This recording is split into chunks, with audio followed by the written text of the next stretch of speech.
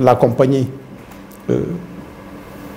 a des performances très basses, 35% en matière de régularité et de ponctualité, c'est ce qu'on a trouvé. Ça veut simplement dire que pour 100 vols programmés et planifiés, lorsqu'on est arrivé, on a trouvé une compagnie dont la performance tournait autour de 35%. C'est-à-dire sur 100 vols programmés, les 75 étaient soit en retard ou annulés. Ça, c'est sur le plan opérationnel.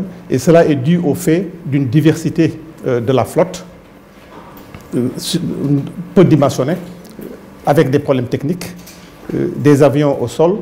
50% de la flotte n'était pas opérationnelle, avec un réseau disproportionné. La compagnie perdait 3,6 milliards par mois, ce qui faisait 40 milliards l'année, avec l'ouverture de New York, avec l'ouverture de l'Europe du Sud, l'ouverture de l'Afrique centrale.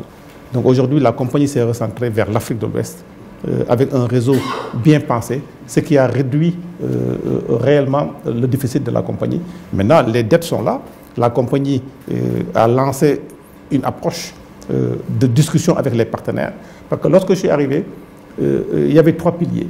Le premier, c'était de rétablir, de réinstaurer la confiance de la compagnie avec ses partenaires, avec ses fournisseurs et la clientèle. Ça, c'était le premier. Le second, c'était d'évaluer la compétence des collaborateurs.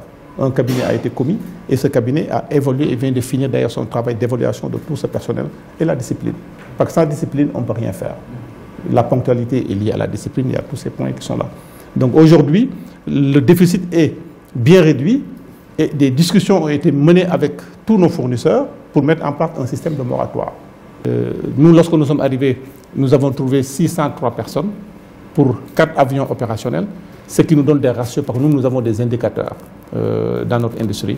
152 agents par avion, aujourd'hui, qui est très loin des standards. Très loin des standards. Mais le staff était dimensionné sur les ambitions de la compagnie, sur 8 avions. Et nous nous sommes retrouvés à 4 avions. Maintenant, avec le développement, avec la montée en charge, ce surplus sera absorbé, c'est certain.